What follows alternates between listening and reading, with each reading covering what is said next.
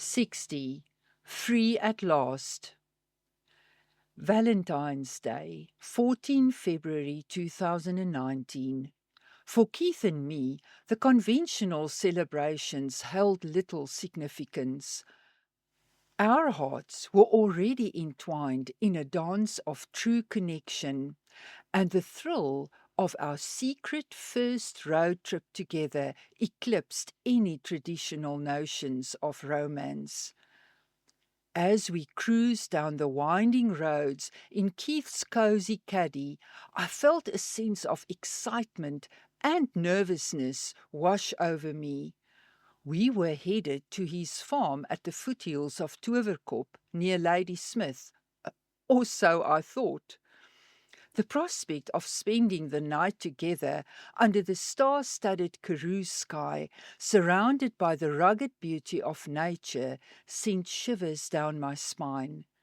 It seemed like the perfect opportunity to kill two birds with one stone.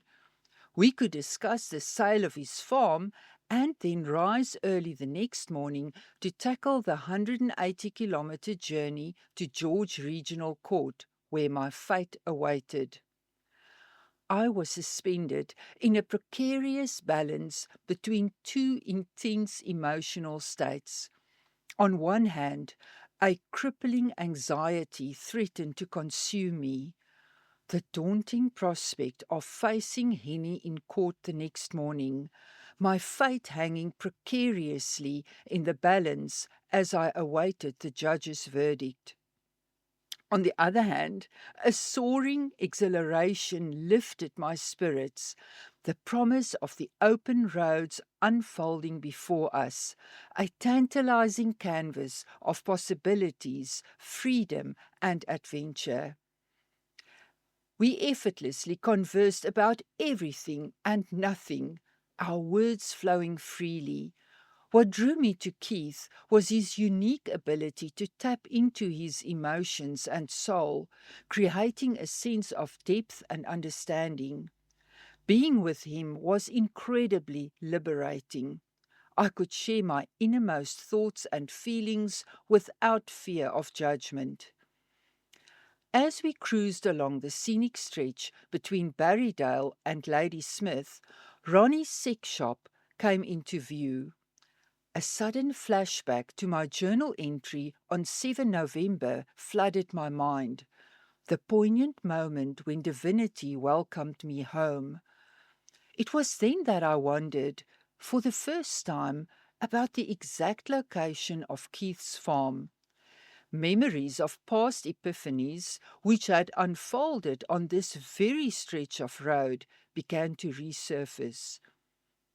As Keith's deep voice filled the caddy, responding to my question with a nonchalant, "Oh, sweetheart, it's about 30 kilometers past Ronnie's sex shop and 20 kilometers before Ladysmith." My jaw dropped in stunned silence.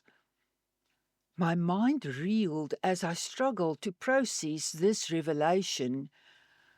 "Sweetie, you mean it's not nestled at the foothills of Toverkop on the picturesque stretch between Laingsburg and Oudtshoorn?" I asked, my voice trembling with stupefaction. Keith's expression was puzzled.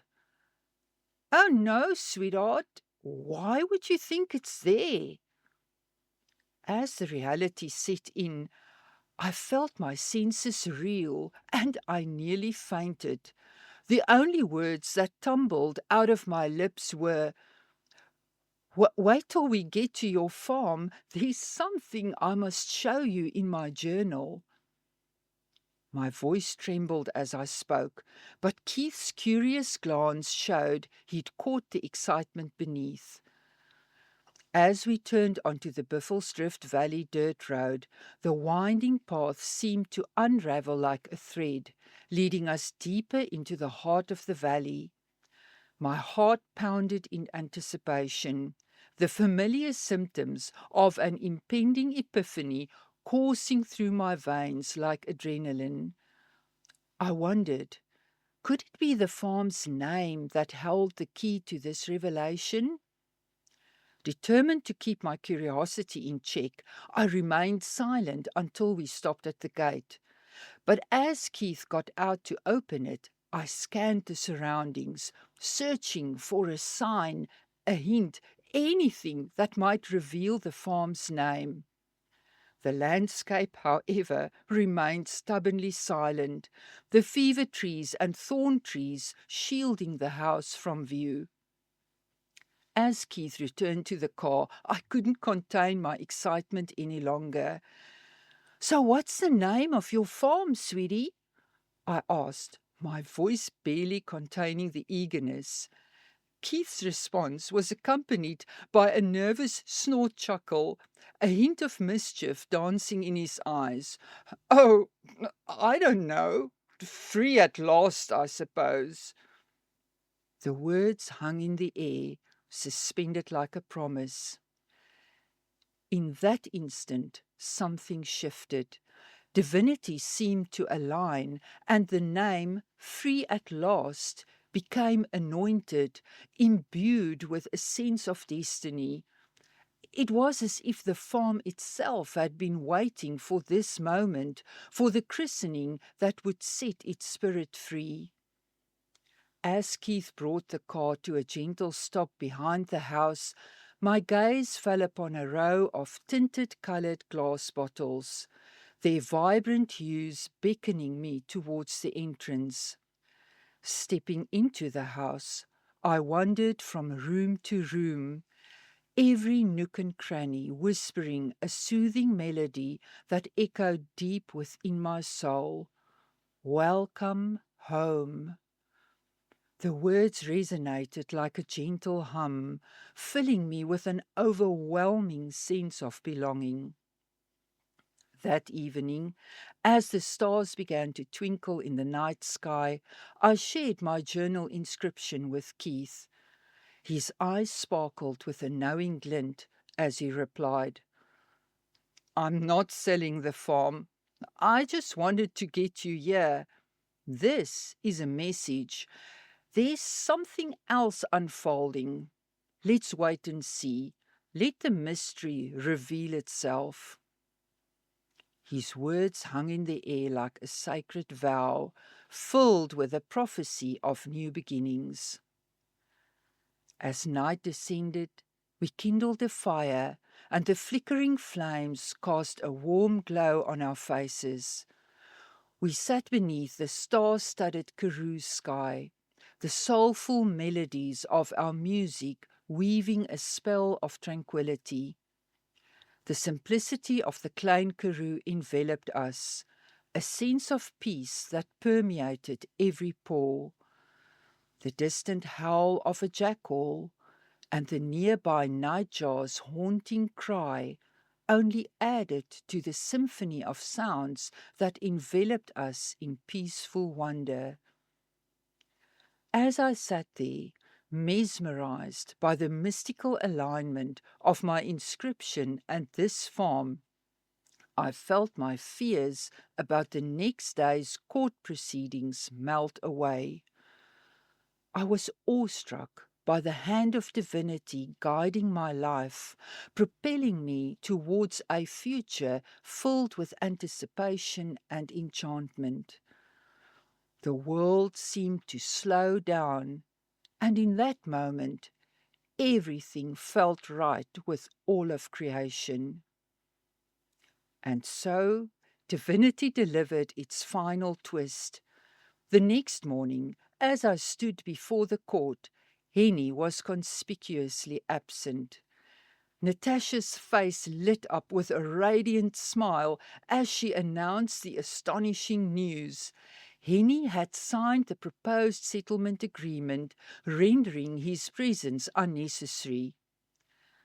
The judge's countenance reflected his satisfaction, and at 11:48 a.m. on Friday, 15 February, I was officially declared free at last.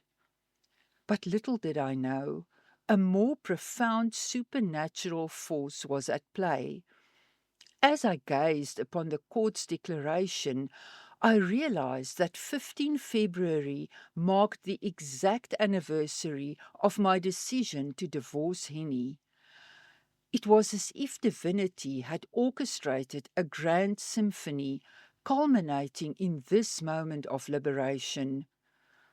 I recalled the fateful drive out of Timberlake with Esther Marie on 15 February 2018, the day my journey towards freedom began. 365 days of trials and tribulations had passed, each one etching its mark on my soul. 12 months of navigating treacherous landscapes, of hiding, seeking, and overcoming. 52 weeks of intense growth, of spiritual awakening, and of discovering the depths of my own resilience. And yet, it all condensed into a fleeting moment, a declaration, a signature, and the whispered promise of a new beginning. I felt the weight of my journey lifting, like the final shards of a shattered chain falling away. As I stood there, basking in the glow of my newfound freedom, I stumbled upon another, smaller mystery. The regional dirt road that wound its way past Keith's farm bore the number 1433, while my divorce case file number was a longer sequence that ended in 14332.